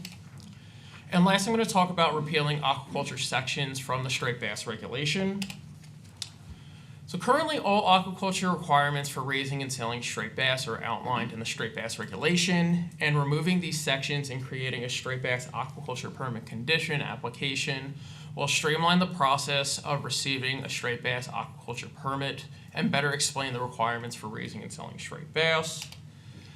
A farmer will submit an application to VMRC for review, and then all requirements for water supply, containing fish, dealing with disease, inspecting the facility, records keeping, and transportation and selling of fish will be outlined in the application. And once approved, the farmer will receive their permit, which is required to be on display at the facility, and the permit will expire on December 31st, but can be automatically renewed given that there's no changes were made to the facility was properly maintained, and the farmer has complied with all permit conditions. So pretty much what we're doing with this is we're taking out almost all of the regulation sections regarding aquaculture of striped bass in the striped bass regulation. moving them to the actual permit itself, and we've also cleaned up the wording and kind of some of the unnecessary parts of the application itself, and then cleaned up the wording in the regulation stuff that was moved over. And now, when a farmer aquaculture manager is applying for this permit, everything will be clearly outlined in the same document that they're submitting their application through. So there is one part of the regulation that is going to stay in the regulation, which is on page 16, section 4 VAC 20-252-170, titled Aquaculture Striped Bass Permit Required. So just subsection A, and because we've taken out some words and added some, I'm just going to read the entire subsection A. And it shall be unlawful for any person to operate a striped bass aquaculture facility without first obtaining a permit with the commission or from the commission, striking out the word such. This permit shall authorize and define the limits of activities concerning the purchase, possession, sale, giving, receiving, and transportation of striped bass or hybrid striped bass. And then we're striking out the rest of that sentence that reads, in accordance with other rules contained in this chapter. And then the last part we are adding, which reads, any person in violation of any permit condition issued under this section may have the permit revoked at any time upon review by the commission. If the commission revokes any person's permit for an aquaculture facility, then that person shall not be eligible to apply for a like permit or for a period of 2 years from the date of revocation. And then we're looking to repeal the remainder of the aquaculture sections, and they're going to be put into that permit condition. So we're looking to repeal stuff on pages 16 through 18. So it's the rest of section 4 VAC 20-252-170, titled Aquaculture Striped Bass Permit Required, so anything other than subsection A. And the entire repeal of section 4 VAC 20-252-180, water supply, outfall, prevention of the entry and escapement, section 4 VAC 20-252-190, acquisition of fish, fingerlings, fry, and eggs, section 4 VAC 20-252-200, inspection of facilities, diseased fish, and last, 4 VAC 20-252-210, sales, records, importation, and release. So staff recommends the commission approve amendments to Chapter 4 VAC 20-252-10, titled Pertaining to the Taking of Striped Bass, to implement a 19 to 24 inch slot limit for the recreational Chesapeake Bay spring-summer season, Chesapeake Bay fall season, and the Potomac River tributary summer-fall season. Change the recreational season for the Potomac River tributaries to match the main stem of the Potomac River. Adjust the commercial ocean striped bass quota from 125,034 pounds to 116,282 pounds. Remove all gear restrictions for the commercial harvesters that hold striped bass quota, and remove and repeal the discussed striped bass aquaculture regulation sections. And staff has received one public comment on this issue, and that was for support of removing the gear restrictions for this fishery. And I'm happy to take any questions. Yeah, I know. Yes. Tells you how long the regulation. Ms. Edwards? That's a lot. That Yes. is a whole lot. I tried to take notes during it so I can go back and check. I heard you say a couple of times this was more of a cleanup of doing this. Is it over time you've received requests to do this and you're just getting to it now, or has it become apparent in the last year to make these changes? It's a lot. So the 19 to 24 inch slot limit and the commercial quota reduction, that is being required by Atlantic States Marine Fisheries Commission. That is something that we have to do, or we would be found out of compliance by ASMC. The aquaculture stuff, we were looking through the regulation to see just areas that we were able to clean up and kind of streamline. That's why we're taking that out and moving it to the permit application. The Potomac River tributaries, we would like to have a consistent regulation with the main stem, just to eliminate anything. Somebody may harvest a striped bass and then move to an area that is very, very close by, it is no longer then legal to have a striped bass. And then the commercial gear restrictions, that was something that was brought up to us by several harvesters that hold striped bass quota, but they were catching striped bass with a gear type that was not in one of those 5.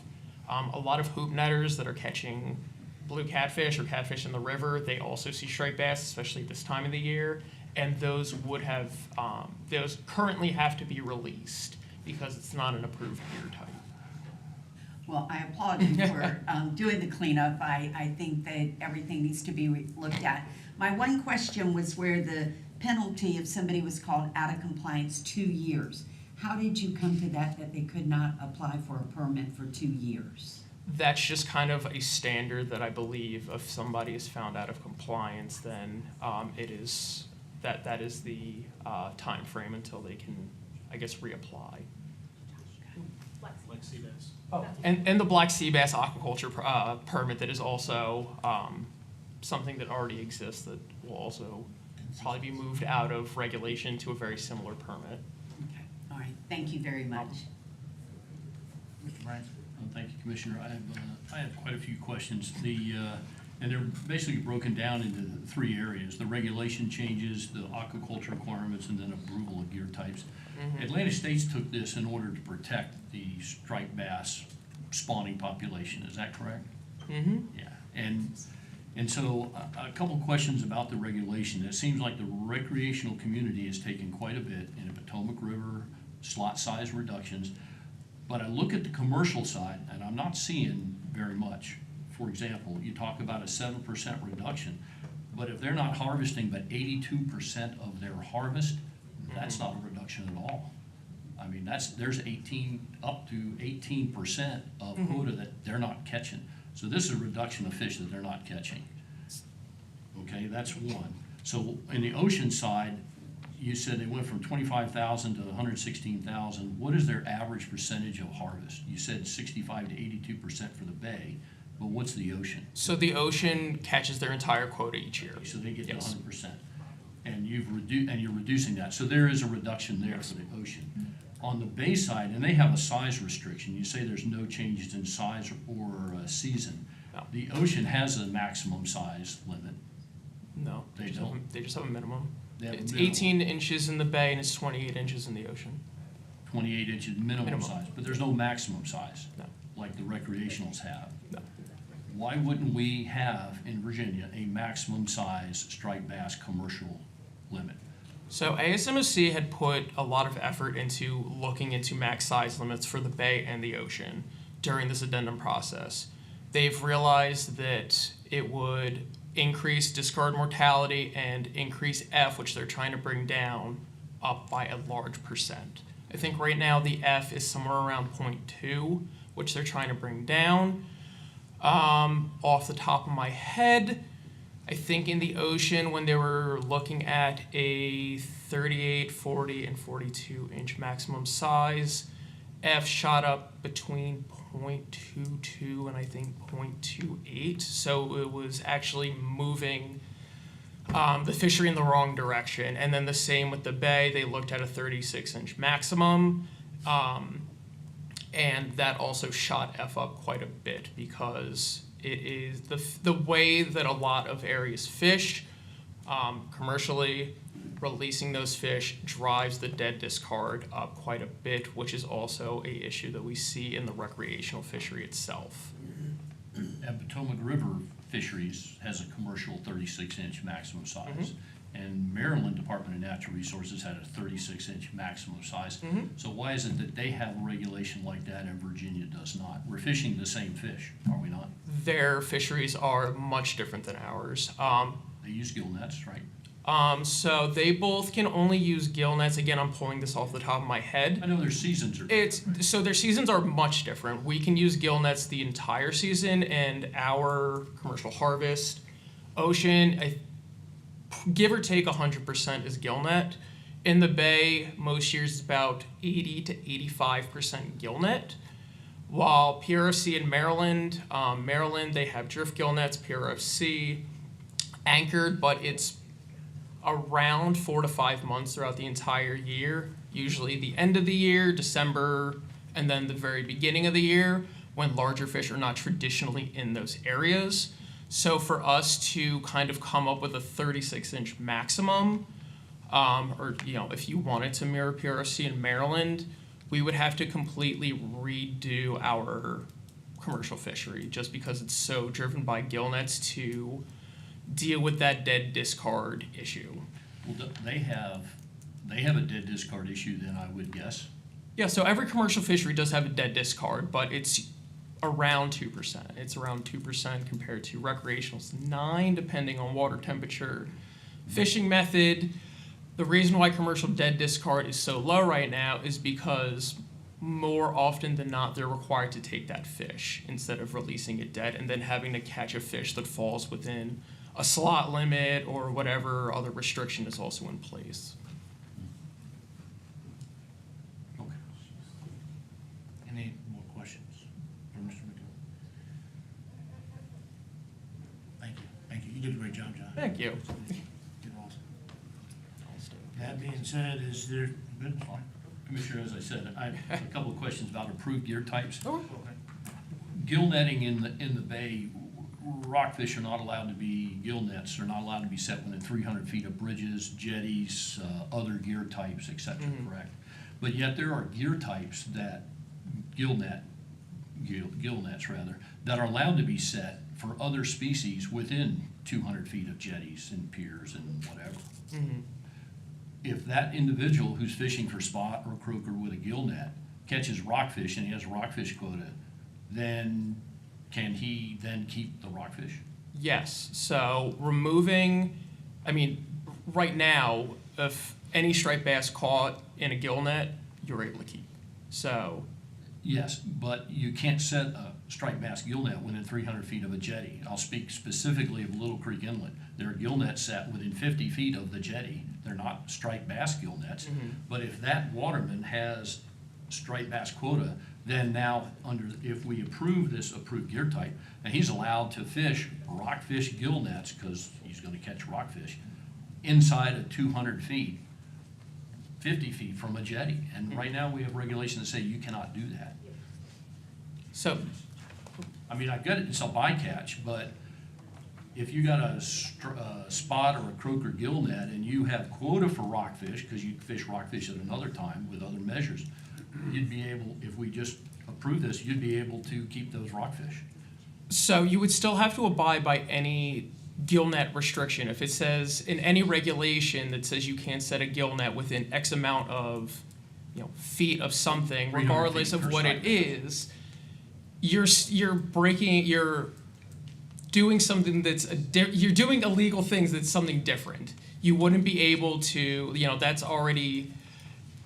that's an issue that is separate from this, where if somebody's illegally setting a gill net that's not complying with how close you have to be to a certain area, then they would still be doing something that's illegal, that's separate from this issue. But what we're talking about under the approved gear type paragraph is allowing watermen who have quota fishing other gear types like flake nets or fish pots or pound nets or hull seines, that if they catch striped bass and they have a quota because they fish it somewhere else, that they could retain those fish.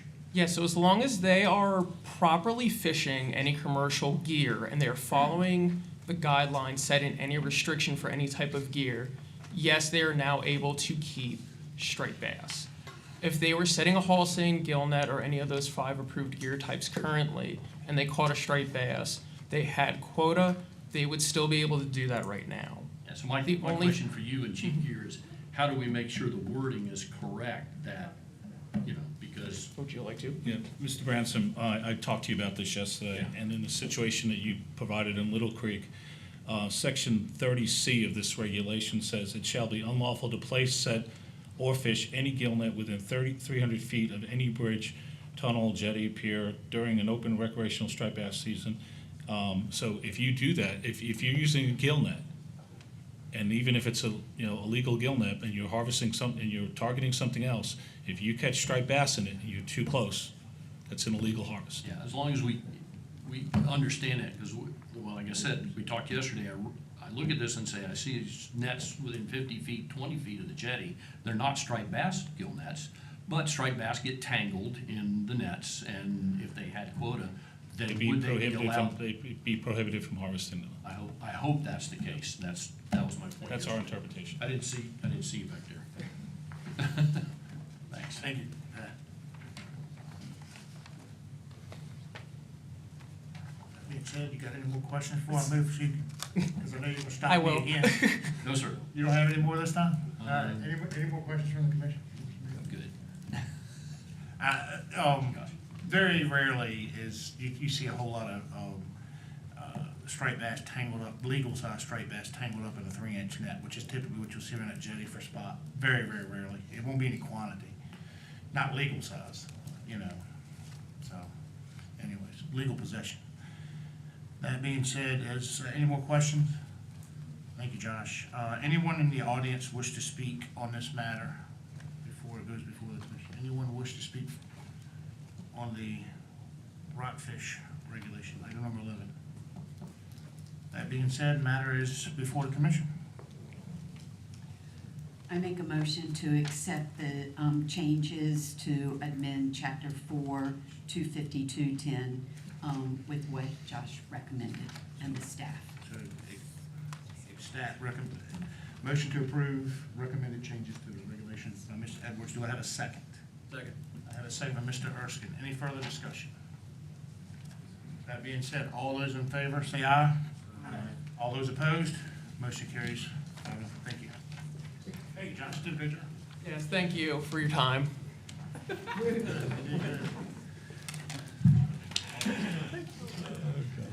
All right. Mr. Grist, how are you? Fine, sir. How are you? I am here. I'm bringing up the rear today. I think I'm the last item. Well, good morning, Commissioner, Associate Commissioners. I think this is actually the first time I've had to present an item in the last year since I've been here. So I'm Joe Grist, Deputy Chief of Fisheries, the other Deputy Chief. You get to see more of Shanna than you do of me. But every once in a while, they let me up here. So we'll see if they let me back up here. Today, we got an item proposal to amend Chapter 620. It's pertaining to summer flounder to set the recreational summer flounder minimum size limit as 16 inches from January 1st through May 31st and 17.5 inches from June 1st through December 31st.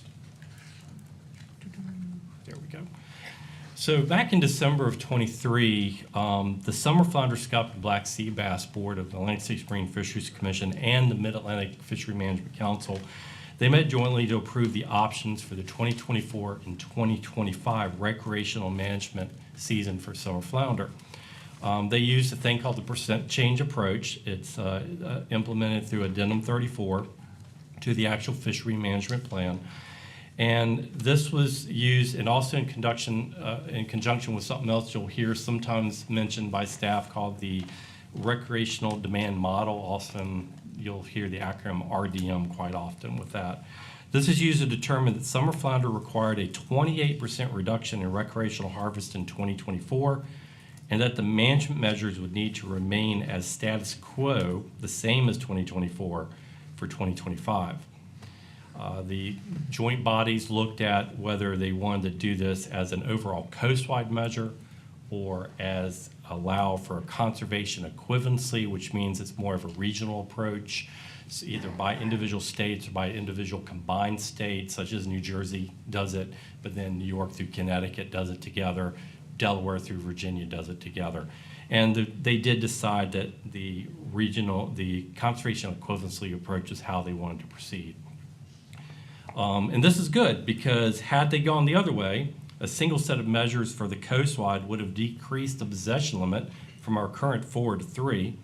It would have increased the size limit to a minimum of 18 inches from 16. And for a good part of the summer flounder season, it would have been closed. So conservation equivalency won the day here, and it was a good thing. And again, we're part of the Delaware through Virginia section for this measure. So initially, we took options before that were approved back in December before the Finfish Management Advisory Committee on January 11th of this year. And I just want to make note, Alexa Galvin, who is, serves on the technical committee, and she works with our partner states in Delaware, Maryland, Potomac River on coming up with these options and doing the math and the percentage approach. You know, she did yeoman's work through the holidays and the beginning of the year to get this all done. They all were working very hard to turn this around very quickly because we've actually been on a very short timeline for this. So we took these options before. There were several options presented before FMAC. Several of the committee members spoke on the importance of the spring eastern shore fishery. The final option that we are presenting today actually was not available to committee at the time, but the committee was notified later on that additional options had resulted from further analysis based on public comments received. This also came from the February 1st. There was a joint public hearing hosted by Maryland, but for all 4 jurisdictions. And this also resulted in additional options. Again, we passed these back up to FMAC. All of these options, including the final one, had to be approved by AFSMFC's board, and that was approved on February 14th, Valentine's Day. So it was approved at a date that we couldn't come before the commission in February with this. We had to wait till March. So on the screen is the options that were considered. The region has worked collaboratively during the past few months to develop these options. So looking at different options, for example, a closed season until May was within one of the options, but that would have a direct impact on the Virginia Eastern Shore fishery, on the spring fishery especially, and that economy. As would a larger size limit. The inshore bays, typically you see a smaller flounder there, so if you bring the size limit up, it actually limits, probably increased discards. Larger size limits also reduce opportunities for Virginia citizens to harvest the legal size flounder in the tributaries, including the Potomac River. So this suite of options went forward and were approved for our consideration. And that final option, option 7, is where we've kind of landed on as a balance across all the jurisdictions involved, but also for Virginia and looking out especially for our Eastern Shore fishery and our tributaries. So staff recommended consideration of option 7. And this is the changes to the subdivision B of 4 VAC 20-620-50. So the minimum size summer flounder harvested by recreational fishing gear, including hook and line, rod and reel, spear and gig, shall be 16 inches in total length, and we've added through an amendment January 1 through May 31, and then 17.5 inches in total length from June 1st through December 31st. Except that the minimum size summer flounder harvested in the Potomac River tributary shall be the same as PRFC. Well, that's been taken care of as well.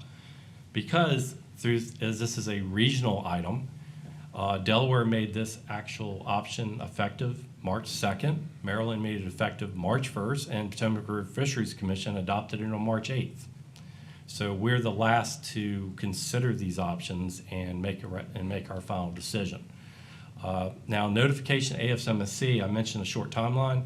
AFSMSC wanted notification as of March 20th as to our adoption, so they can notify the Greater Atlantic Regional Fishery Office of compliance by each state. They understood we weren't going to be able to meet with you until March 26th, so immediately following this meeting, we'll be notifying the commission of your final decision, and they'll notify GARFO by April 1st that all states have adopted something to be in compliance with the required reduction.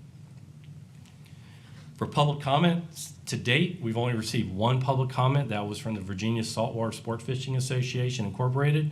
It was in support of the staff recommendation.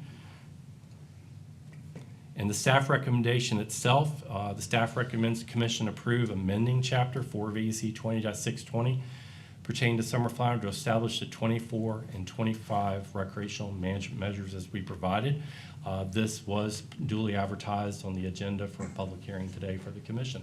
If you have any questions, we'll be glad to answer. Any questions for Mr. Grist from the commission?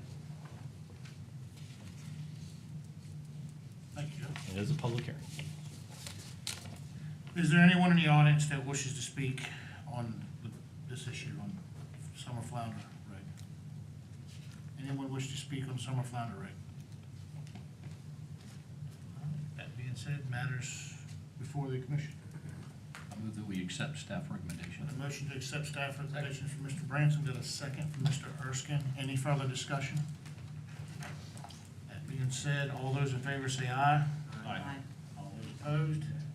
Motion carries unanimously. Thank you. Thank you, Joe. All right. There being no further business, I don't see anything else on the agenda.